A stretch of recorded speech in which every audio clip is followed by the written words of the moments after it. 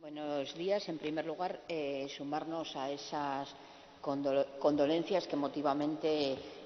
hacía referencia en cuanto a los fallecidos como consecuencia de esta crisis sanitaria y fundamentalmente o enfocado también a todos aquellos que han fallecido como más vulnerables en las residencias de mayores. Aparte de eso, agradecerle, como no puede ser de otra manera, su presencia aquí, sus palabras, su tono y, sobre todo, su enfoque desde lo colectivo, porque nos parece fundamental que estemos hoy viendo la posibilidad de dar una salida para reconstruir nuestra región tras la crisis sanitaria, tras la crisis que ya podemos llamar no solo sanitaria, sino también económica y social, desde lo colectivo, en cuanto a esa participación tan fundamental, pero también para lo colectivo, en esa búsqueda de la equidad, de la justicia social, que debe ser lo que nos rija en este momento. Y debe ser lo que nos rija porque, efectivamente, si algo ha puesto, como bien decía usted, de manifiesto esta crisis, es la vulnerabilidad en la que se encontraban nuestros servicios públicos, que afortunadamente, como partíamos de una situación de fortaleza y, desde luego, si nos comparamos con otros países a nivel global, pues nos ha permitido, también gracias al enorme esfuerzo y voluntariedad de los profesionales sanitarios, pero los profesionales sanitarios en un sentido amplio, incluyendo evidentemente también a aquellos trabajadores, aquellas trabajadoras fundamentalmente de las residencias de mayores, de la ayuda a domicilio, del cuidado de los menores, que también han sido determinantes en ello. Y también claramente en cuanto a la necesidad de atender la atención primaria como ese eje fundamental que nos va a permitir también seguir combatiendo esto. Por eso la primera pregunta va enfocada a plantearle qué modelo de atención primaria cree que es importante implantar a la mayor brevedad, porque efectivamente vivimos situaciones de incertidumbre en la medida en que no sabemos cuándo puede producirse o no ese rebrote, y parece que por todos está asumido que es necesario aumentar las plazas de UCI, aumentar las plazas hospitalarias, pero también sabemos que el primer nivel de acceso a la sanidad es el de la atención primaria, que ha sufrido enormes recortes en los últimos años y que ha sufrido un enorme desgaste a lo largo de esta crisis. Por tanto, ¿qué medidas urgentes debemos tomar para evitar que se genere que ante un posible rebrote de esta enfermedad nos permita actuar en mejores condiciones? Agradecerle también que aborde la salud desde una perspectiva global, porque efectivamente la salud no es solo, como usted planteaba, cuidar la enfermedad, es también garantizar unas condiciones de vida digna en todos los ámbitos de la persona, y eso incide claramente en evitar la enfermedad, en mejorar, por tanto, la calidad de vida y la salud. Por eso creo que muchas de las posturas que mantenía, sobre todo en cuanto a la financiación, entiendo que es así, hacen referencia no solo a salud, sino también a todo el ámbito de los servicios públicos. Tener una educación pública de calidad mejora también la salud de las personas. La educación es básica a la hora de afrontar todo ese tipo de cuestiones. Decirle que apoyo integralmente las propuestas que planteaba, sobre todo en ese sentido de lo global. Es evidente que los recortes aplicados sobre los servicios públicos en los últimos años nos han situado en inferioridad de condiciones y necesitamos también, o me gustaría que si pudiera concretar más, distintas medidas que tuviéramos que abordar, decía, con carácter inmediato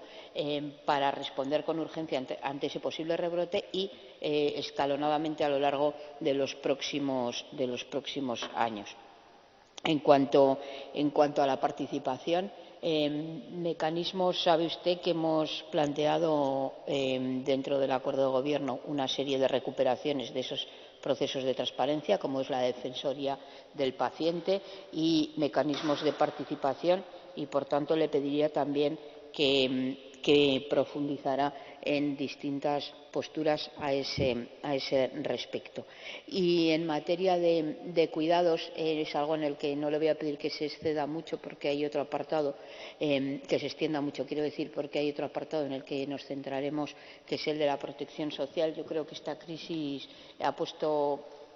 iba a decir en valor, no, ha puesto como urgente lo sanitario y lo social, pero también le pediría que vea la posibilidad, o si considera oportuno, que pudiera haber mayor interrelación entre ese tipo de cuestiones con trabajadores del sector social. No quiero decir trabajadores sociales porque lo quiero hablar en su integridad, que puedan trabajar desde la salud, mejorando la atención integral de la persona. Y por último,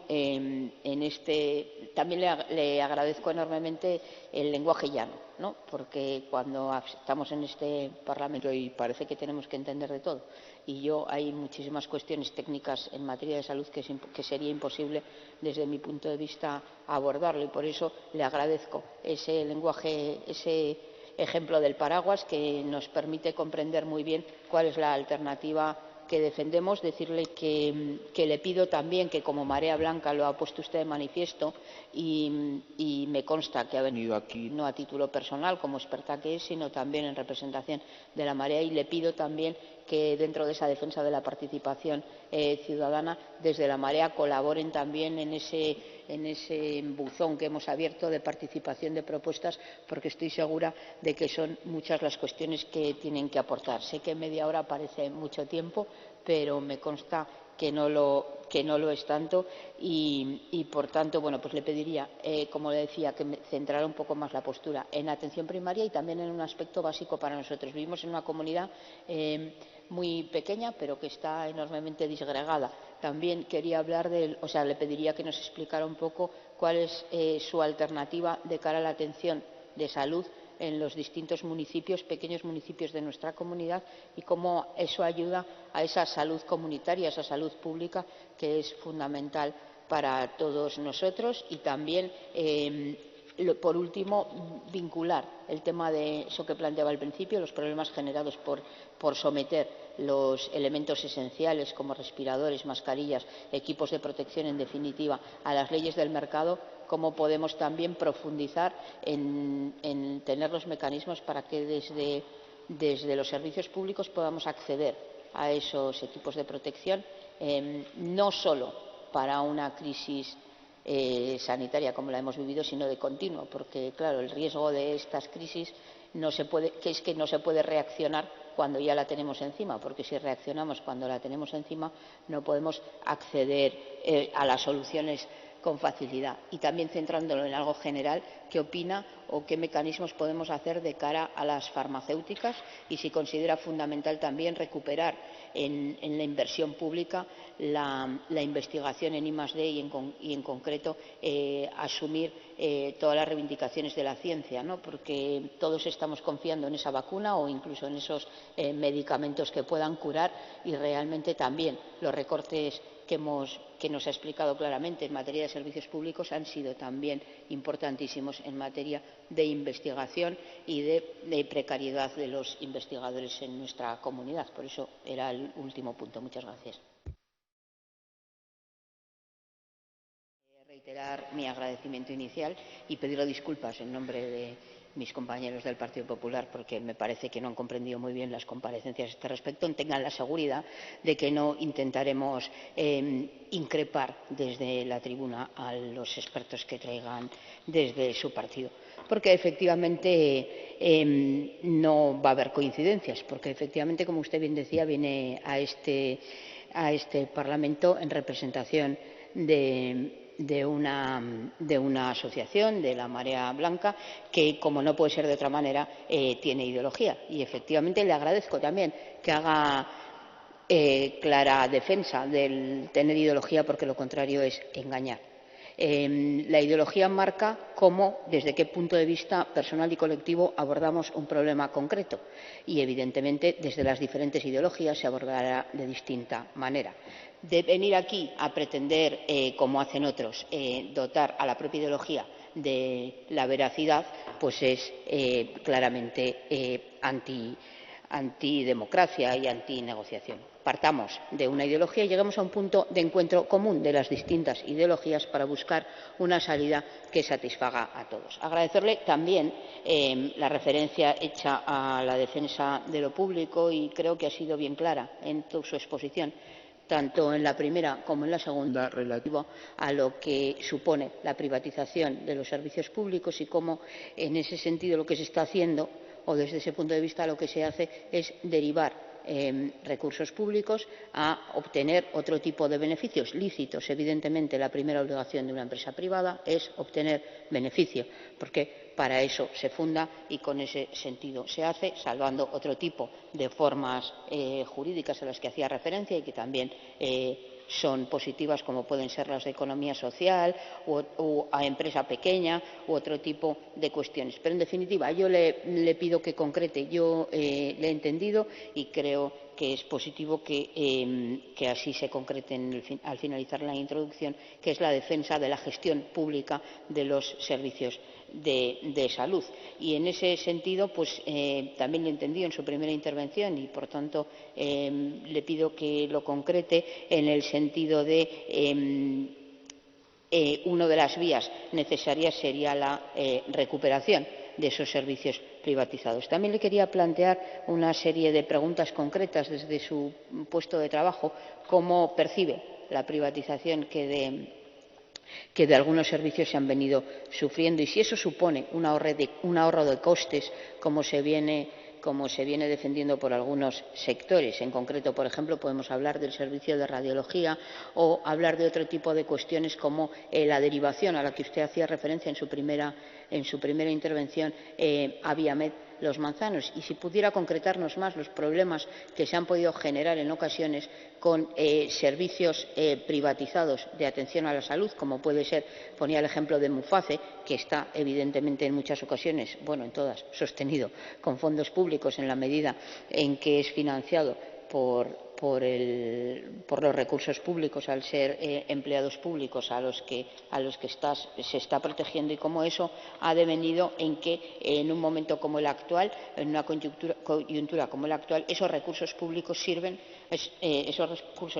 en manos de empresas privadas han servido para que luego no se perciba la prestación a la que se tiene derecho. Y en ese sentido también, si considera usted que desde el sector público debiera